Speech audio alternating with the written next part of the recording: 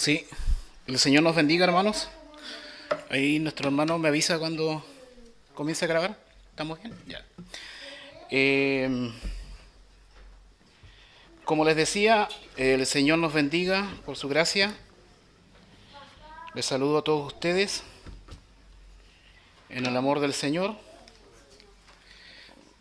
Y como ustedes bien saben, yo estoy desarrollando acá 12 empresas espirituales, exponiendo la carta del apóstol Pablo a la iglesia en Roma y desarrollando la temática del reino de Dios.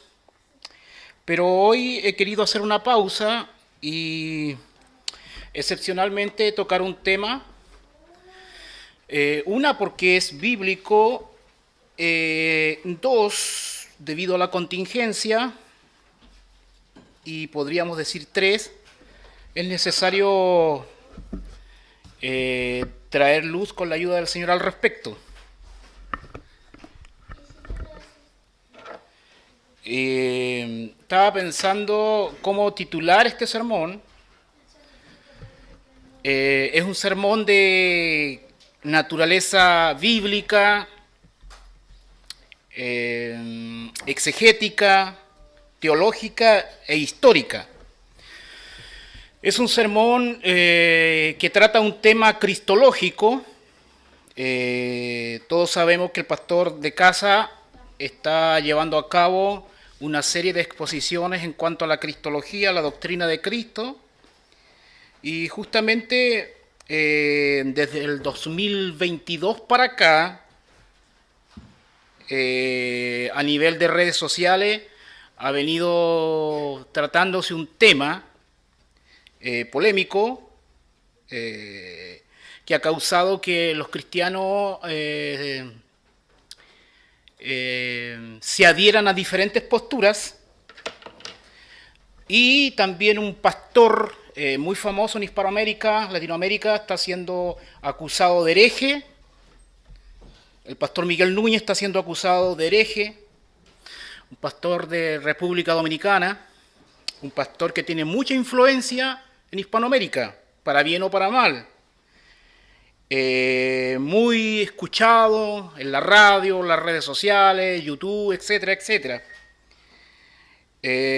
Muchos hermanos han tomado partido, unos diciendo que sí es un hereje, otros que no es un hereje, y otros están en silencio, no sabiendo qué decir, o quizás sabiendo lo que decir, pero no teniendo la valentía para decirlo, etcétera. Debido a esta cuestión, es un tema que, como les digo, explotó en el 2022 a nivel de redes sociales, de ahí se calmó un poco, pero está reapareciendo y muchas personas están comentando, escribiendo notas, artículos, etcétera, etcétera.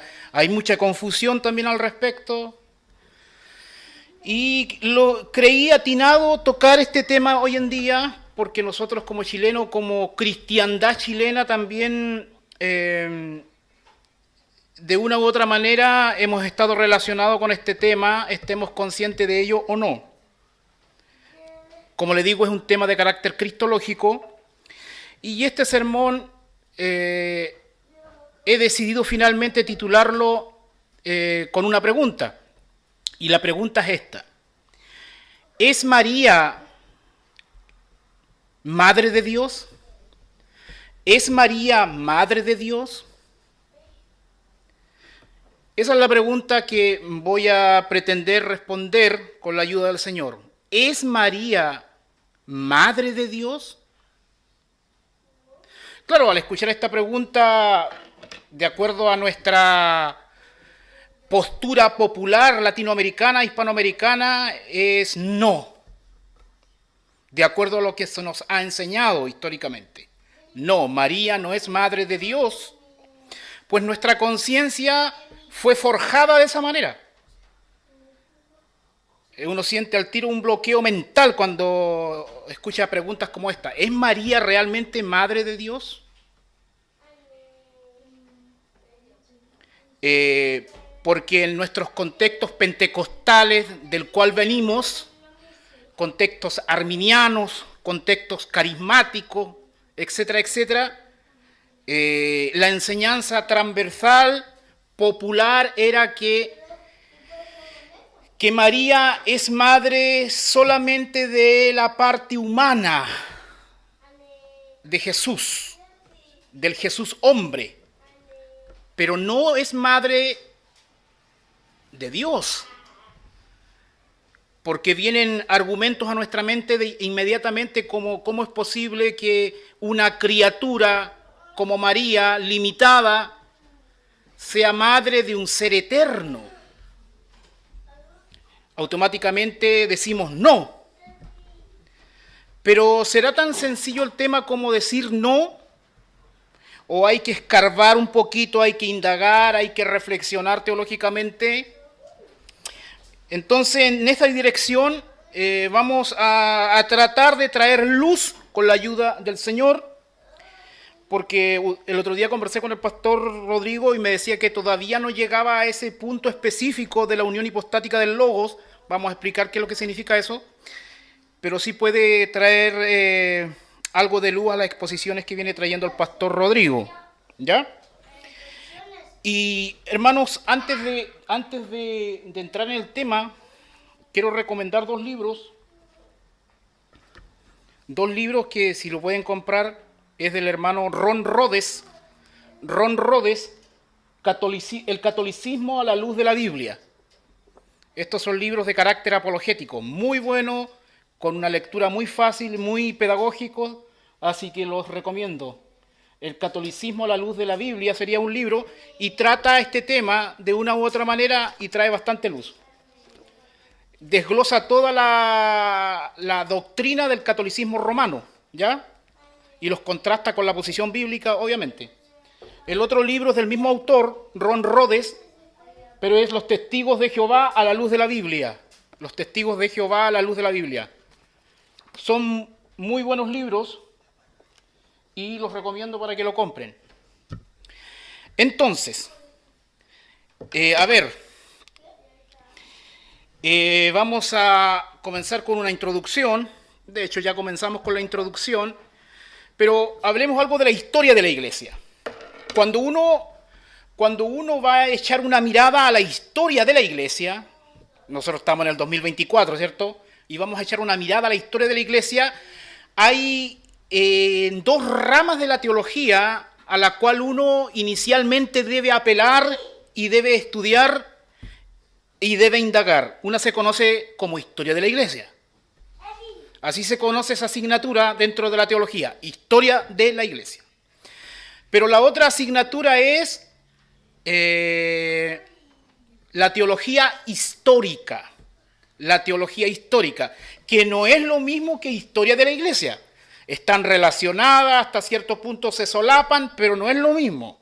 Por ejemplo, la historia de la iglesia trata lo que sucedió.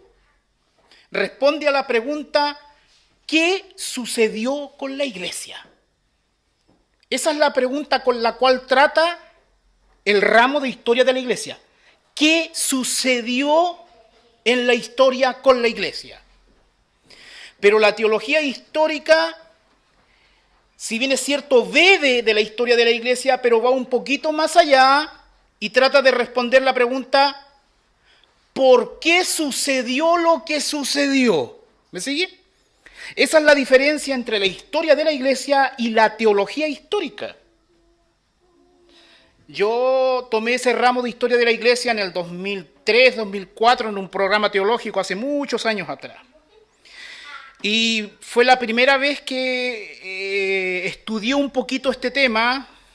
Antes lo había escuchado, pero no lo había estudiado. Pero desde ahí que comencé poco a poco a meterme en el tema, a estudiarlo, con respecto a la cuestión si María es madre de Dios o no. Y aquí hay varios temas que convergen para tratar este tema: cristología, la naturaleza de Cristo, etcétera, etcétera, las implicancias. Y como miembro de la iglesia en Valdivia, tengo la responsabilidad también de presentar este tema debido a que lo que está sucediendo en las redes sociales de una u otra manera tiene alcance e implicancia en la Iglesia del Señor. Y porque hay un pastor muy famoso involucrado, el pastor Miguel Núñez.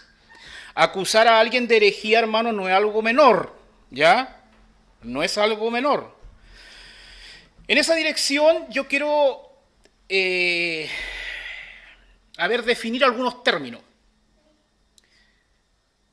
De que aparecieron las redes sociales, de ahí para acá, de que apareció internet, etcétera, etcétera, la palabra hereje se hizo famosa porque en los conflictos de las redes sociales la palabra hereje está a la orden del día. Este es un hereje, esto es una herejía, hereje para allá, hereje para acá, apóstata, apóstata, hereje, apóstata, etcétera. Todo el mundo se cree defensor de la verdad y aplica estos adjetivos a las posturas con las cuales no se adhiere. Pero vamos a ser un poquito más técnico y vamos a entender qué es lo que se refiere, qué es una herejía en realidad. Una herejía es un error en materia de fe. Esa sería una definición simple. Una herejía es un error en materia de fe. Pero no solo eso, porque hay errores en materia de fe que no son herejías. No cualquier error en materia de fe es herejía, sino que una herejía es un error en materia de fe, pero un error grave. Eso es una herejía. De hecho, en esta dirección, el doctor, lo tengo en mente, pero se me escapa el nombre, el doctor Albert Mohler, propuso un neologismo que se conoce como triague. Así que búsquelo después en las redes sociales cuando quiera estudiar la Biblia. ¿Qué es el triague? Triague. El triague fue una técnica que se usó en la Segunda Guerra Mundial, cuando, por ejemplo, venían los heridos, ¿cierto? Y la parte médica de que se desarrollaba en el contexto de la Segunda Guerra Mundial, venían todos los heridos y tenían que discriminar entre heridos muy graves y heridos no tan graves. La lógica era dar prioridad a los más graves. ¿Me sigue? Daban prioridad a los más graves y a los no tan graves lo dejaban en segundo lugar. Esa técnica se conoce como el triague, es decir, separa entre lo más grave y lo menos grave. Esa terminología, ese neologismo triague, el doctor Albert Mohler lo aplicó al mundo de la teología y le llamó triague teológico y clasificó las doctrinas bíblicas en 3 aspectos: en doctrinas de primer orden, doctrinas de segundo orden y doctrinas de tercer orden. Las doctrinas de primer orden son las doctrinas fundamentales, las doctrinas importantísimas de la Escritura, del cristianismo, que si tú niegas una de ellas, eres hereje. ¿Me sigue? Pero las doctrinas de segundo orden, que no son tan prioritarias, si bien es cierto, son errores doctrinales, son si uno niega esas doctrinas de segundo orden, sería heterodoxo, pero no sería hereje. ¿Me sigue? Y ya hay ideas doctrinales de tercer orden que por lo generalmente ahí meten a las cuestiones escatológicas, ¿ya? Que si bien es cierto, no pueden haber muchas verdades, pero nadie se va a perder porque tenga posiciones contrarias. Ahora, si bien es cierto, podemos tener diferencias con el trague en el sentido de que uno puede decir, no, estas doctrinas que muchos meten en doctrinas de segundo orden, yo las considero de primer orden. Claro, pueden haber diferencias en ese sentido, pero sin embargo puede haber un uso correcto del trague, en el sentido de que sí hay doctrinas fundamentales y hay doctrinas generales. Hay doctrinas que si tú las niegas, estás frito. Pero hay otras doctrinas que si tú las niegas, estás mal, pero no estás frito. ¿Me siguen? Entonces, esta doctrina de que si Jesús si María es madre realmente de Dios, la implicancia que nace de una afirmación negativa o positiva a esa pregunta, las implicancias son negar doctrinas de primer orden. Entonces es un tema importantísimo. De ahí que se está tratando de hereje al pastor Miguel Núñez. ¿Ya? El pastor Miguel Núñez es un hombre muy usado por Dios, que tiene muchos libros escritos. De hecho, acá tengo uno del cual yo voy a hacer una cita más ratito. Jesús, el hombre que desafió el mundo, confronta tu vida. ¿Ya? Entonces, claro, tiene muchos libros y la influencia del doctor Núñez, sea tanto por predicaciones audiovisual o por literatura, sí o sí está afectando a muchos hispanoamericanos. Entonces, por eso es necesario tratar este tema. ¿Ya? De hecho, la gente en Hispanoamérica como que no está muy acostumbrada a estas cuestiones de herejía, de tratar temas doctrinales, pero esto fue normal en la historia de la iglesia. Eso es algo normal. Solo que de repente acá somos demasiado piadosos, entre comillas, y somos demasiado buenistas en el sentido incorrecto. Y somos demasiado tolerantes, que a veces dejamos pasar muchas cosas que no deberíamos dejar pasar. O somos muy extremistas. Algunos son muy separatistas, es decir, por cualquier cosita se aíslan, caen en el aislacionismo teológico y se separan de todo el cuerpo de Cristo y dicen, no, todos son pecadores, nosotros somos la única iglesia sana de sana doctrina y nos aislamos del mundo. Esa es una posición extremista. Por lo generalmente los fundamentalistas caen en esa posición. Por otro lado está la parte laxa, que dice, no, que Dios es amor, que tenemos que ser tolerantes y tenemos que amarnos, etcétera, etcétera, no, que tenemos que ser ecuménicos a cualquier precio. También está mal ese extremo, ¿ya? Entonces están los celosos sin ciencia y están los amorosos amorosos. Entonces, bueno, lo correcto es que nosotros sí debemos ser celosos, pero con ciencia, con conocimiento bíblico, ¿ya? Sí creemos en la separación, pero no por cualquier cosa. A veces tiene que primar el amor y tiene que haber tolerancia, aun cuando no compartamos algunas cosas con otras iglesias, pero no son cosas de fundamental. Entonces, a pesar de que no compartimos todo, permanece la hermandad, el amor de cuerpo de Cristo.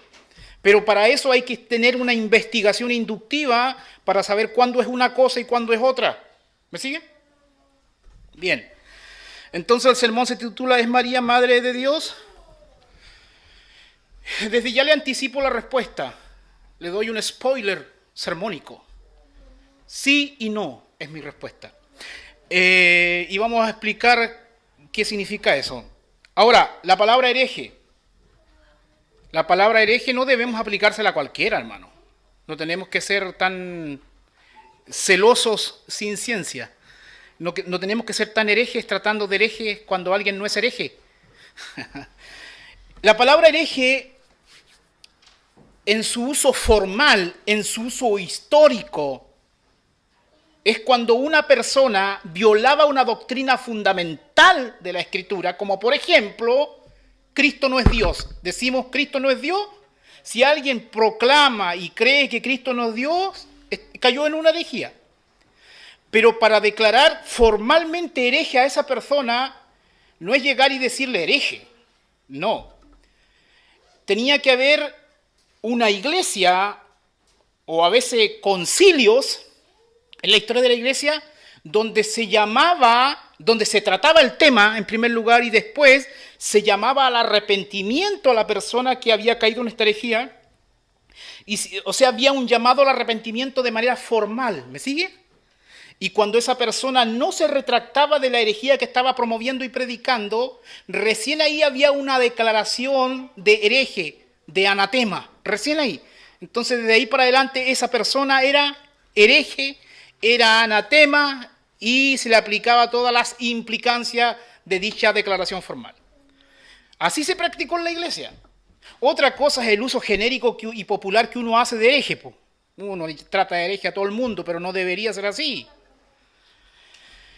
Ahora, hay otra palabra también que pocas veces se habla, que es la palabra heresiarca. No sé si han escuchado esa palabra. Heresiarca.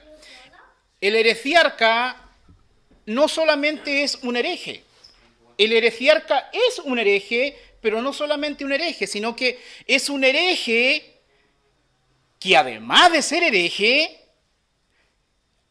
empieza a promover muchas herejías y hace nacer un sistema herético. ¿Me siguen?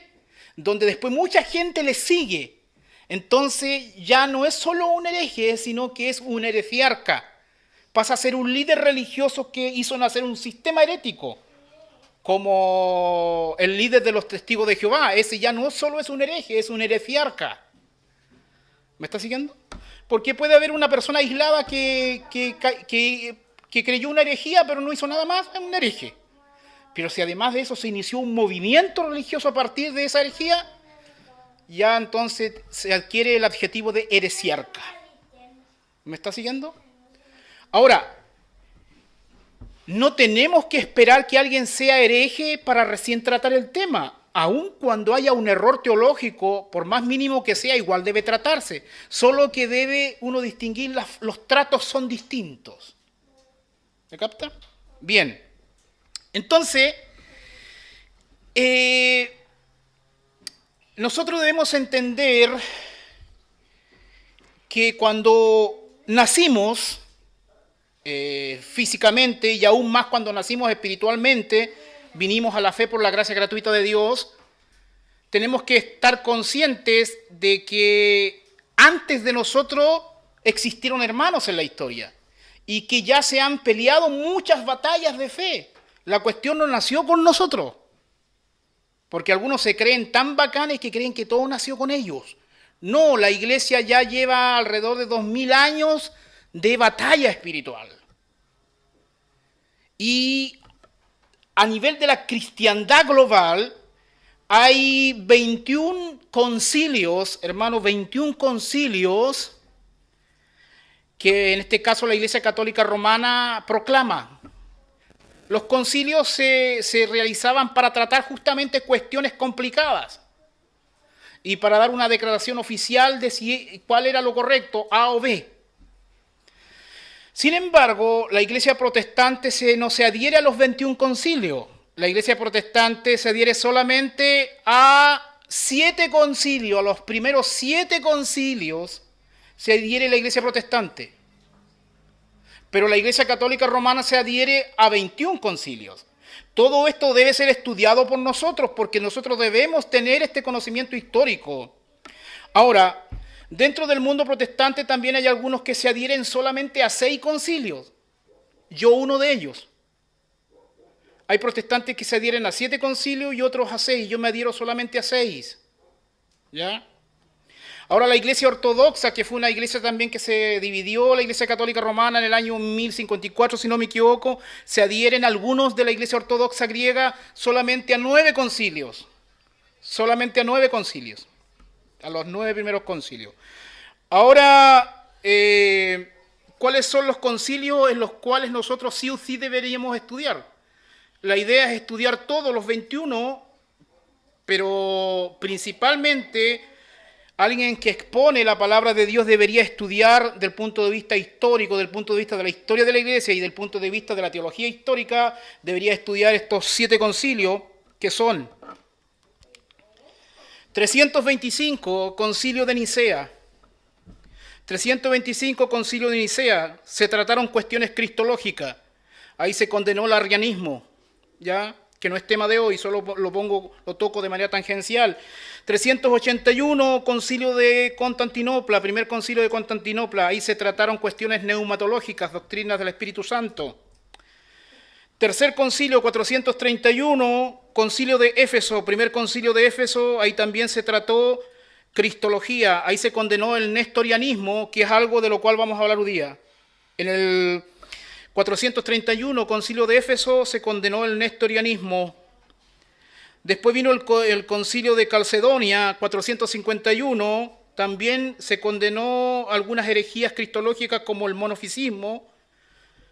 Estos dos concilios son muy importantes para el tema de hoy, Concilio de Éfeso 431 y Concilio de Calcedonia 451, es muy importante para el tema que vamos a tratar hoy, porque ahí se levantaron y hubo consenso oficial con respecto al pensamiento de la cuestión del Teotocos, si María es madre de Dios o no, Teotoco o Cristotoco, eso lo vamos a entender en su momento. Después viene el concilio de Constantinopla, el segundo concilio de Constantinopla, 553. Este concilio confirmó los dictámenes de los concilios anteriores. Después en el 681, el tercer concilio de Constantinopla, se siguieron tratando cuestiones cristológicas. Y finalmente el concilio número 7, 787, concilio de Éfeso, segundo concilio de Éfeso, al cual yo no me adhiero, pero dentro de la tradición protestante algunos también se adhieren. ¿Ya? Ese último concilio trató la cuestión de las imágenes, la adoración de imágenes, entonces hay cosas que yo no comparto.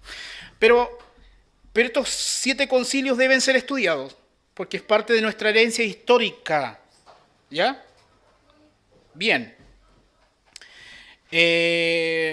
Voy a desarrollar este tema en 3 categorías pedagógicas, en 3 apartados. Primero vamos a responder la pregunta, ¿qué es el misterio de la piedad? Obviamente no voy a agotar el tema del misterio de la piedad, porque el tema del misterio de la piedad va más allá del tema de hoy, pero sí es parte de él. ¿Qué es el misterio de la piedad? El segundo apartado ¿es María madre de Dios? ¿Es María madre de Dios? Eso se condice con el título de la exposición. Y finalmente vamos a responder a la pregunta, ¿Miguel Núñez es un hereje? ¿Miguel Núñez es un hereje?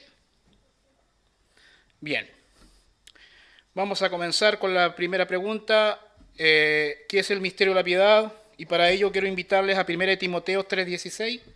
1 Timoteo 3:16. Tome su Biblia, 1 Timoteo 3:16.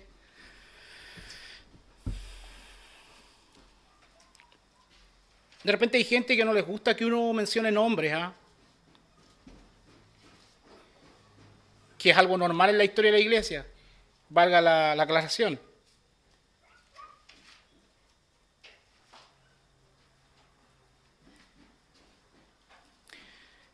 ¿Qué es el misterio de la piedad? Obviamente el misterio de la piedad se contrasta con el misterio de la iniquidad.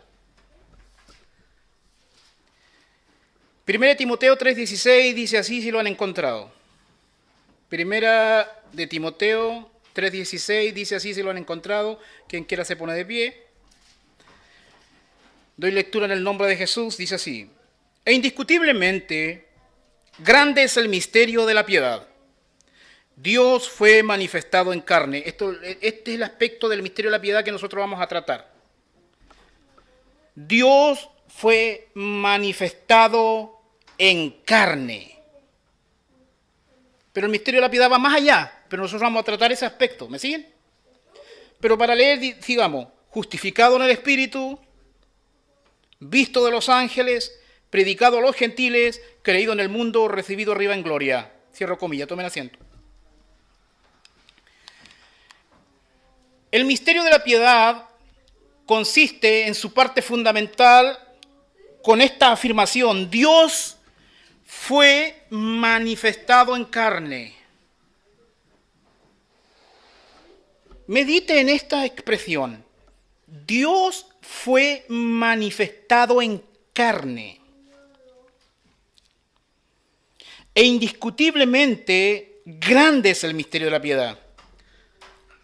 Aquí siempre tiramos una talla y decimos, no es discutible, entonces no hay que discutirlo. Pero la realidad es que se discutió a la luz de la historia. E indiscutiblemente grande es el misterio de la piedad. Hermanos, ¿qué es lo que ha proclamado la ortodoxia con respecto a Cristo? Cuando hablamos de cristología, a grandes rasgos hablamos de la persona de Cristo y hablamos de la obra de Cristo. Si quisiéramos dividir la cristología en grandes apartados, hablamos de la persona de Cristo y de la obra de Cristo, es decir, quién es Cristo y qué hizo Cristo. Ahora, esta es una división pedagógica, pero porque en realidad lo que hizo Cristo está estrictamente ligado a quién es Cristo. En cuanto a la obra de Cristo, Cristo hizo muchas cosas. En cuanto a lo que Cristo hizo, se suele dividir esta cuestión en cuanto a los oficios de Cristo. Cristo como profeta, Cristo como sacerdote y Cristo como rey. Eso en cuanto a la obra de Cristo. También se suele dispensar la obra de Cristo en dos etapas o dos fases. La humillación de Cristo y la exaltación de Cristo. Pero no es de lo que vamos a hablar. Nosotros vamos a hablar algo con relación a la persona de Cristo. ¿Quién es Cristo? ¿Quién es Cristo? La ortodoxia dice que Cristo es Dios hombre, verdadero Dios y verdadero hombre. Esa es la ortodoxia. Verdadero Dios y verdadero hombre. Pero ¿cómo se entiende esta cuestión? Cristo es una persona con dos naturalezas. Esto es importante. Cristo es una persona con dos naturalezas. Una naturaleza divina y una naturaleza humana. Ahora, es una sola persona con dos naturalezas. En cuanto a la naturaleza divina y la naturaleza humana, estas naturalezas no deben mezclarse, tampoco separarse. Todo aquel que mezcle las dos naturalezas dentro de la única persona de Jesús practicaría una herejía. Todo aquel que las mezcle. Y todo aquel que las separe también. ¿Me sigue? La herejía del nestorianismo ha separado las dos naturalezas de Cristo. Esto fue lo que trató el concilio de Éfeso en el 431 y el concilio de Calcedonia en el 451.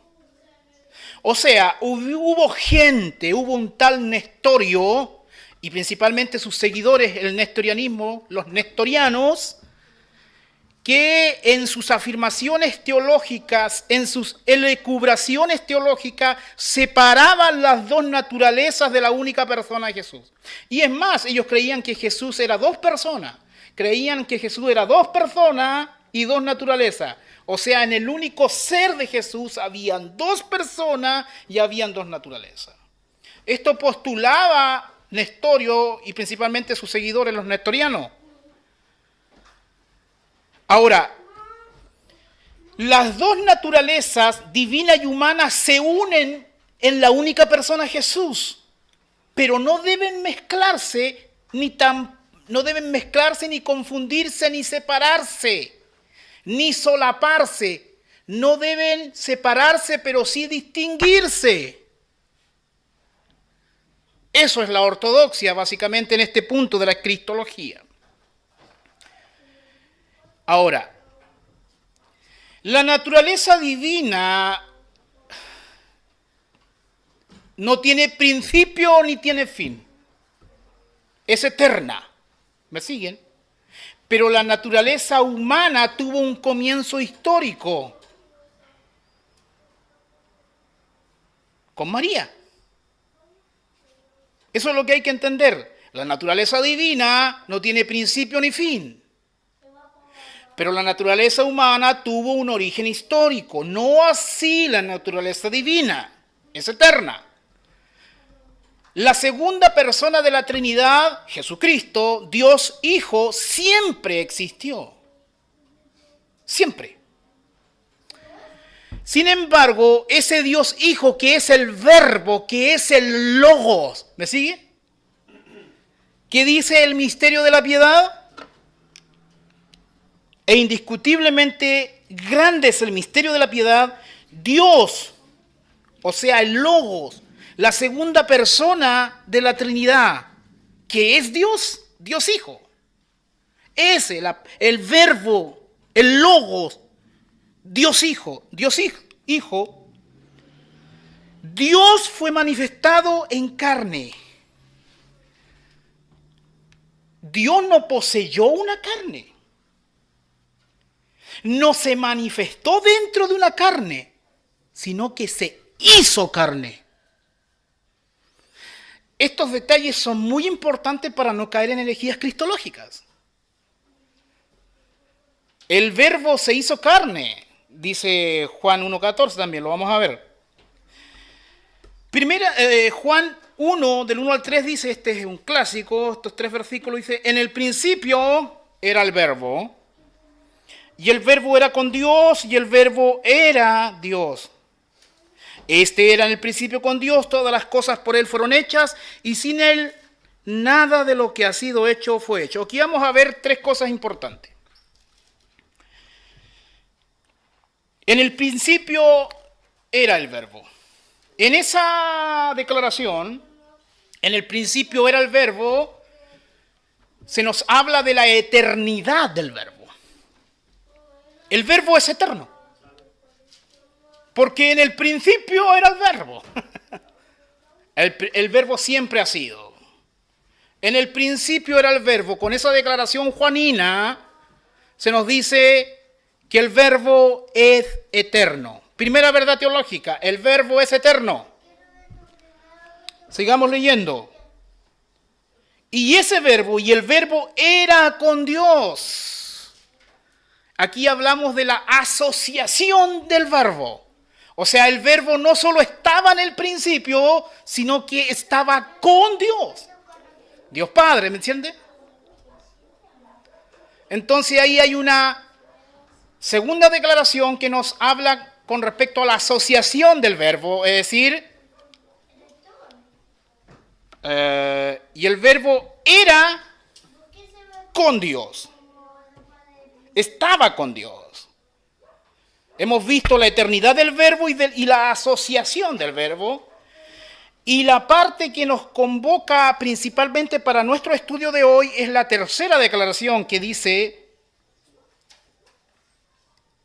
y el verbo era Dios. Aquí nos habla de la identidad del verbo. ¿Cuál es la identidad del verbo? Era Dios. O sea que este verbo es eterno, está asociado con Dios y es Dios, su identidad. 3 cosas. Entonces, este verbo que estaba con Dios, este verbo que ha existido desde la eternidad y que estaba con Dios y que era Dios, este verbo se hizo carne en un momento de la historia, en la concepción de María. Ahí está el punto histórico.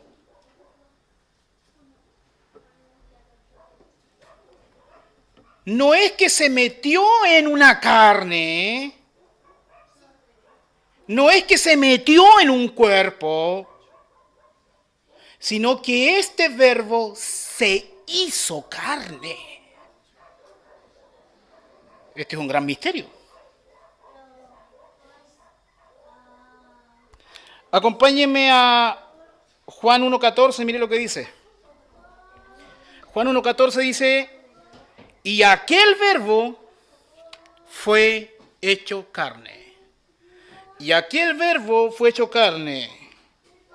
Y habitó entre nosotros y vimos su gloria, gloria como del unigénito del Padre, lleno de gracia y de verdad. Hermano, yo quiero resaltar 2 palabras, mire. Juan 1, donde dice, quiero extraer 2 palabritas. Juan 1 dice, la última declaración.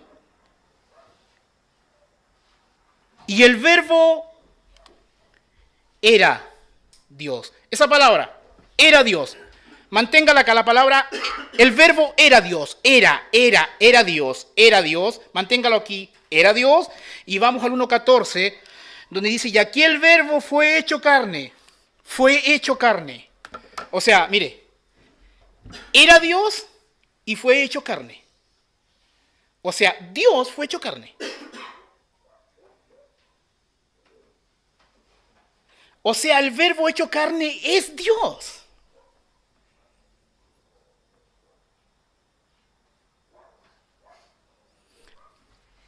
Es la naturaleza divina que asumió una naturaleza humana. Perdón, es la naturaleza divina a la cual ahora en la historia tiene una naturaleza humana. No es al revés. No es que María tuvo un hijo con naturaleza humana, obviamente, y en algún momento de su embarazo o en algún momento de la vida, de repente vino la parte divina y se le metió. Eso es herejía. De hecho, algunos caen en el adopcionismo diciendo que en el tiempo cuando Jesucristo fue bautizado, recién ahí vino la naturaleza divina y se le metió. No, es la naturaleza divina, es el verbo de Dios, es el logo que se hizo carne. O sea, la pregunta que nosotros vamos a tratar de responder, entre otras, es ¿qué es lo que nació de María? ¿Qué nació de María? ¿Solamente la naturaleza humana? ¿O también la naturaleza divina? ¿Qué es lo que nació de María? ¿María solamente es madre de una naturaleza o es madre de una persona que tiene dos naturalezas?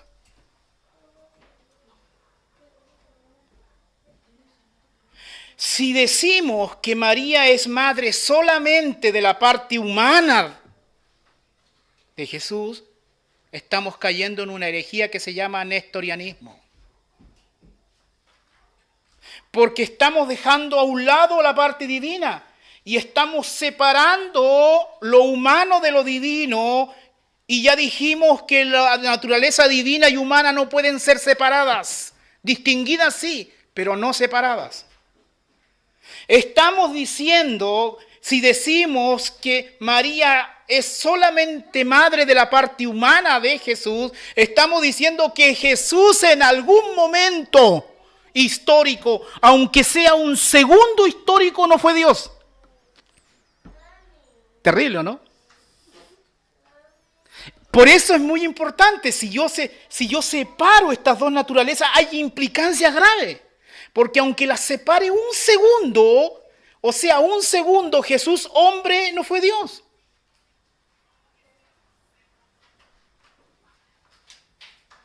Entonces, lo correcto es entender y creer que desde el momento que María parió, es más, antes, desde la concepción, naturaleza divina y naturaleza humana, ahí, presente.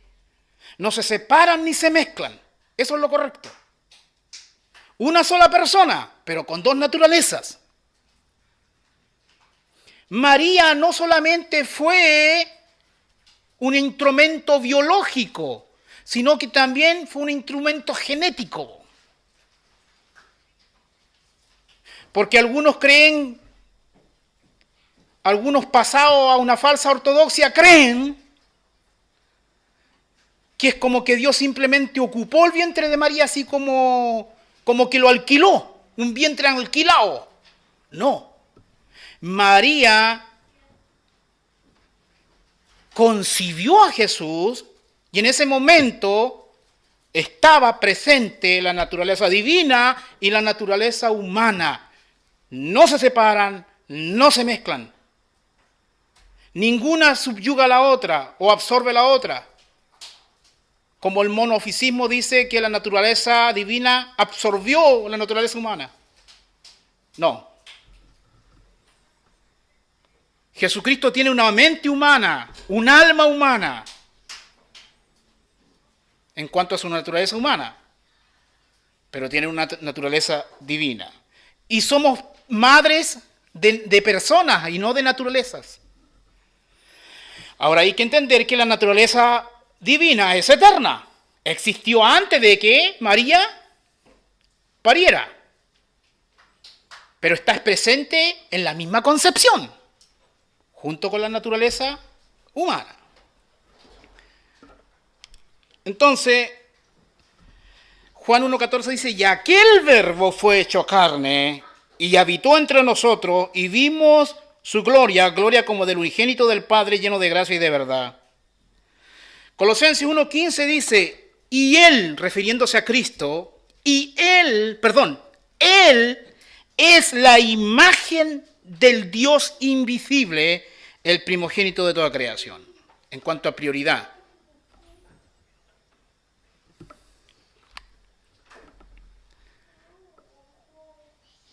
No podemos separar las dos naturalezas porque Cristo hombre nos representa delante de Dios. Cristo Dios nos salva.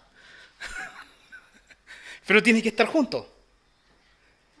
Cristo es nuestro mediador, nuestro representante, pero también es nuestro Salvador.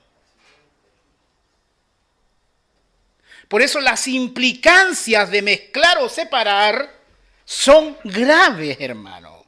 Y les repito, el pastor Miguel Núñez está siendo acusado de hereje. Vamos a ver por qué, si es así o no. Yo sé que aquí probablemente el ídolo de muchos pueda caer, pero mejor es que caiga un ídolo que caiga una doctrina. Si es que tiene que ser así o no.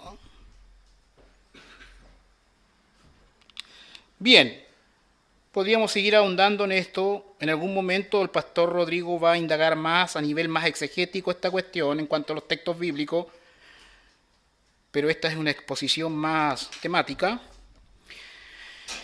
Punto 2, a la luz de lo que ya hemos entendido. ¿Es María madre de Dios o es María solamente madre de la parte humana?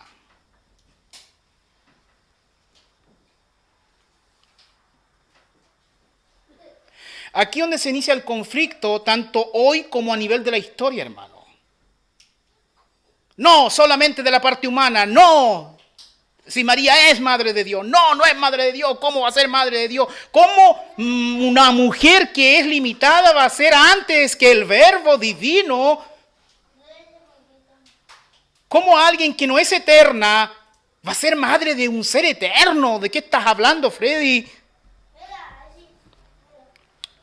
Bueno, es en este sentido que hubieron dos concilios que trataron esta cuestión específicamente. En realidad los primeros 6 concilios, 7 concilios, en general trataron cuestiones cristológicas. Pero particularmente, de acuerdo a nuestra exposición, tenemos que acudir al concilio de Éfeso 431 y al concilio de Calcedonia 451. Ahí hubo una mucha teológica. El contexto inmediato del concilio de Éfeso era Nestorio contra Cirilo, Cirilo contra Nestorio. 2 líderes religiosos que peleaban por internet en ese tiempo. No, en ese tiempo no había internet. Uno era líder de Alejandría, Cirilo, y el otro era líder de Constantinopla, Nestorio. Por esos tiempos, hermano, la cristiandad se dividía en sedes. Estaba la sede de Roma, la sede de Constantinopla, la sede de Alejandría, la sede de Antioquía, la sede de Jerusalén. Y ahí también habían peleas políticas religiosas por quién quería mantener el poder. Todos tenían ambiciones papísticas.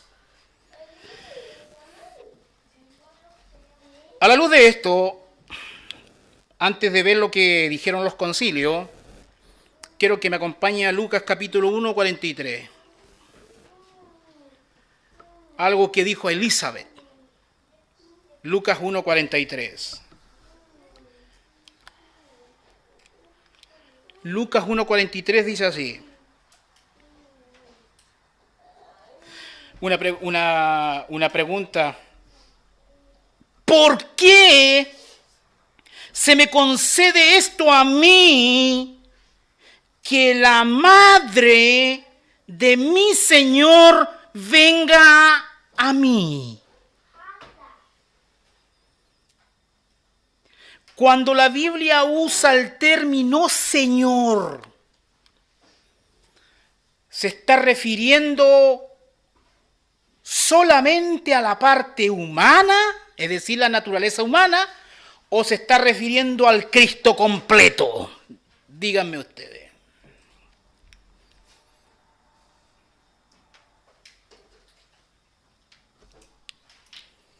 Porque, ¿por qué se me concede esto a mí, que la madre de mi Señor venga a mí?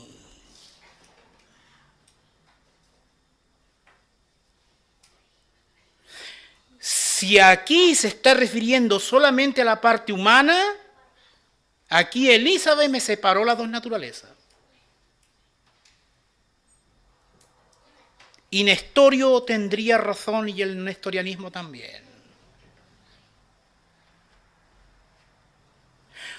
Si se está refiriendo al término Dios, el término Señor, en el término de Dios, de Jehová del Antiguo Testamento, entonces aquí es correcto decir que la madre de mi Dios venga a mí.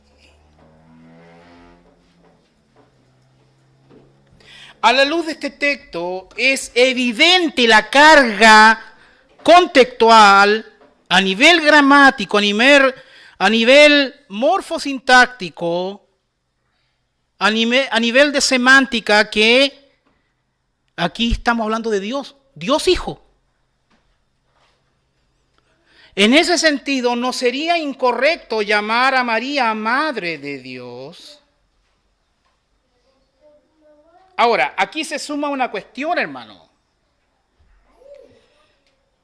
La Iglesia Católica Romana, sin embargo, ha hecho un mal uso del término Madre de Dios. Y como la Iglesia Católica Romana ha hecho un uso mariológico, idolátrico del término Madre de Dios, a través de la historia, y han nacido muchos dogmas antibíblicos, dogmas marianos, como la concepción virginal de Cristo, de María, como la asunción de María, etcétera, entre otros dogmas, es que los protestantes han dejado de usar el término Madre de Dios en su sentido correcto, por un temor al mal uso que la Iglesia Romana ha hecho del mismo. No se desconoce que el término Madre de Dios es un término peligroso en cuanto a su uso. De hecho, ha habido un uso incorrecto de este término que ha sido hecho por la Iglesia Católica Romana. Eso no se desconoce. Pero la pregunta aquí es, ¿porque algo se haya usado mal, significa que debe dejar de usarse correctamente?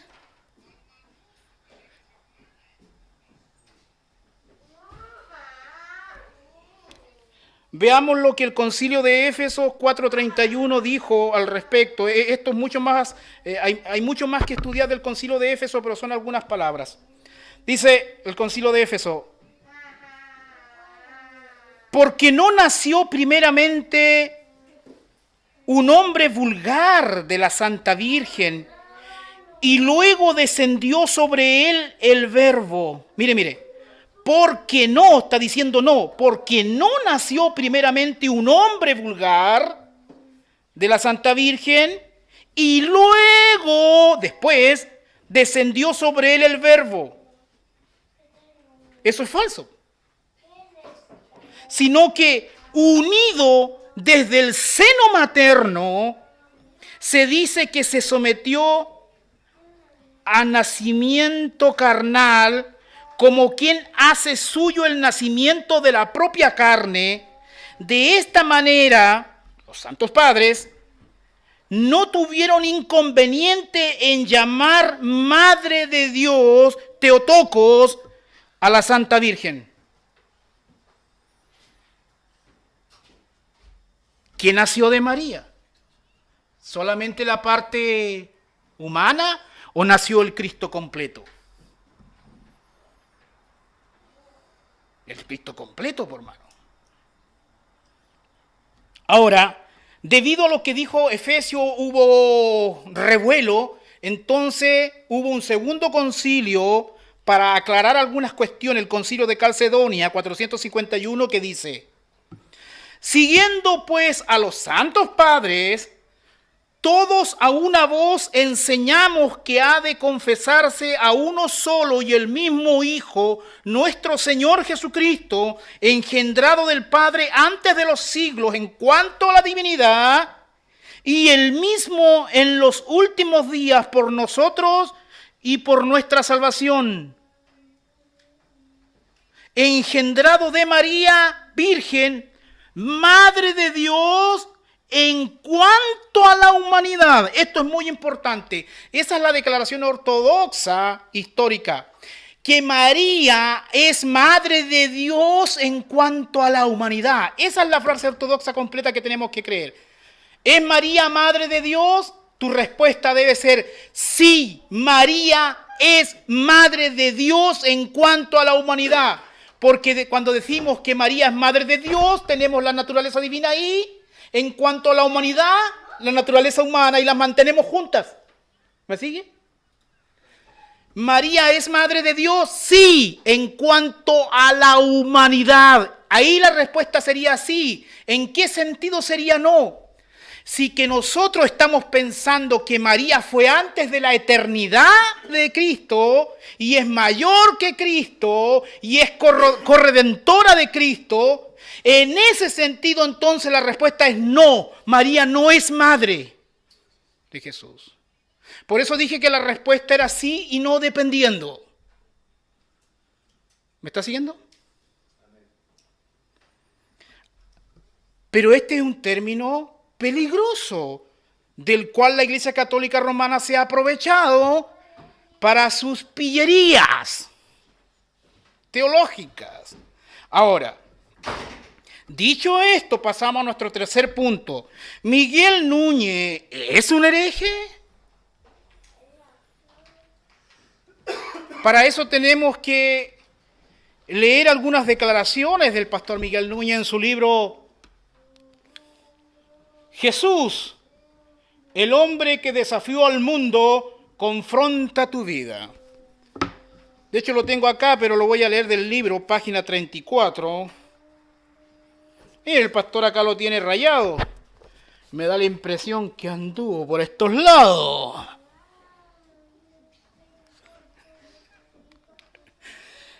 Dice así, página 34, comienzo a leer.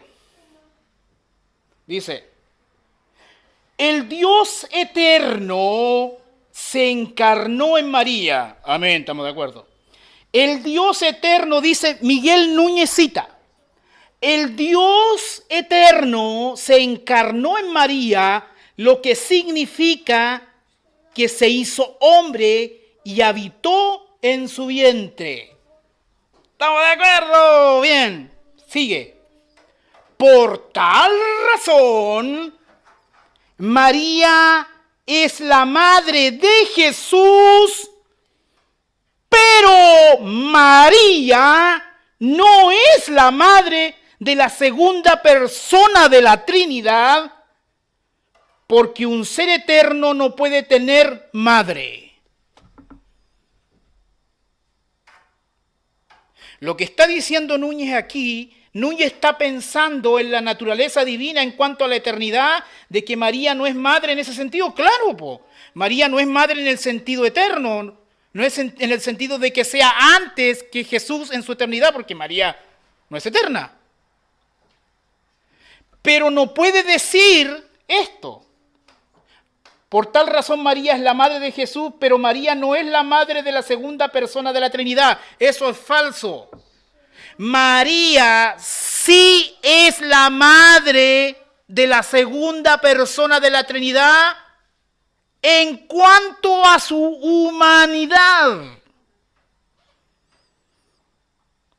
Entonces, esta frase y otras es la que se está cuestionando del pastor Miguel Núñez y se le está tratando de nestoriano, porque al decir que María no es la madre de Dios, que María es solamente la madre de Jesús en cuanto a su humanidad, me está separando la humanidad de Cristo de la divinidad de Cristo y eso es peligroso.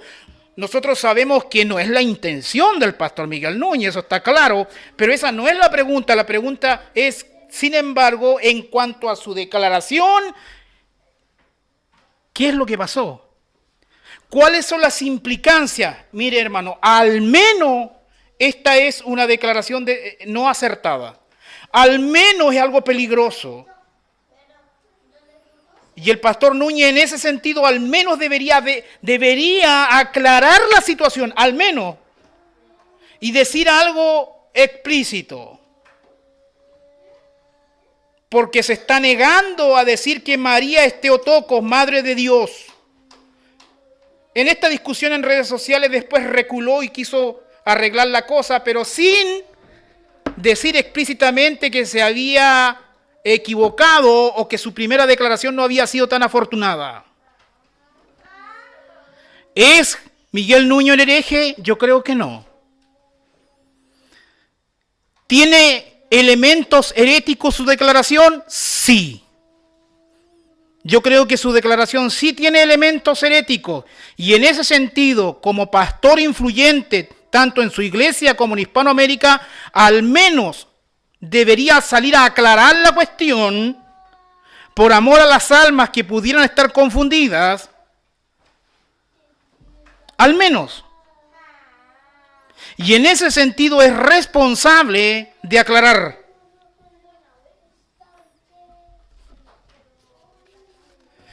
Pero si Miguel Núñez afirmara que María es solamente madre de la parte humana y nunca más lo aclarara y no dijera nada más y aún confirmara que cree eso solamente, lamentablemente sería un hereje, cuya cosa yo no estoy diciendo hoy.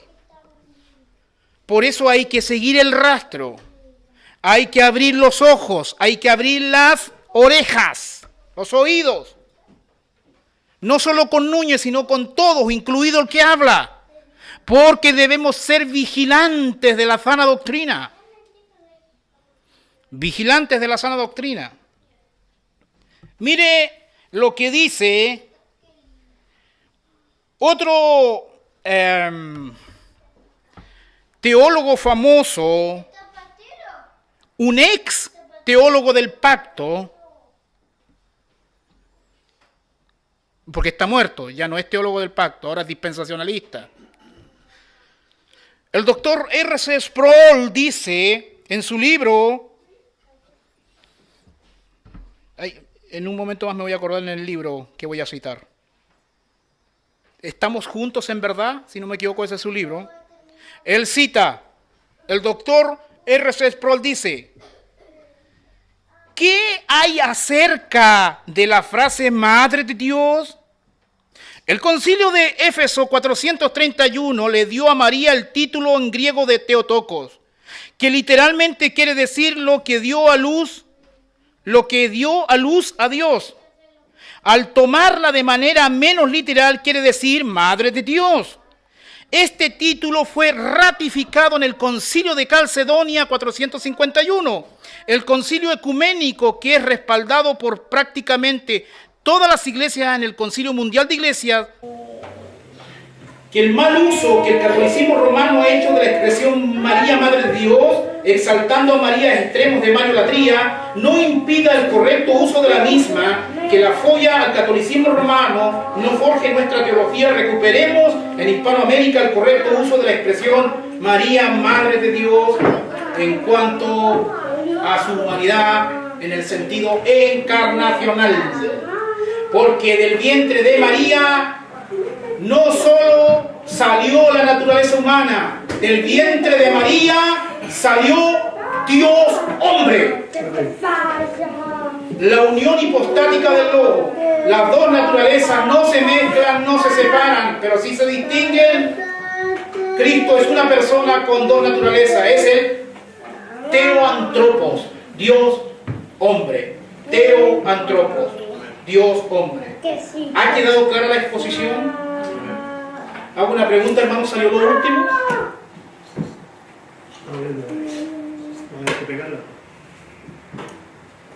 Porque es importante que salga la última declaración, lo último que dije, porque si no va a quedar con una confusión. Pero la cuestión es esta.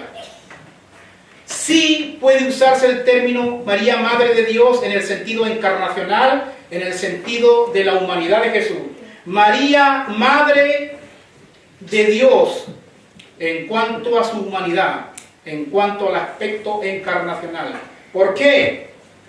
Porque el Verbo se hizo carne. Grande es el misterio de la piedad. Grande es el misterio de la piedad, hermanos. E indiscutiblemente grande es el misterio de la piedad, dice 1 Timoteo 3:16. Dios fue manifestado en carne. Lamentablemente, en Hispanoamérica, por lo general se nos enseñó nestorianismo y ni siquiera nos habíamos dado cuenta.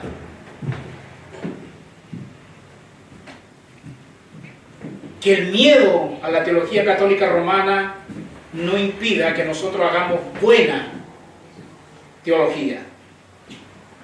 María no debe ser adorada, eso es obvio, pero tampoco debe ser menoscabada.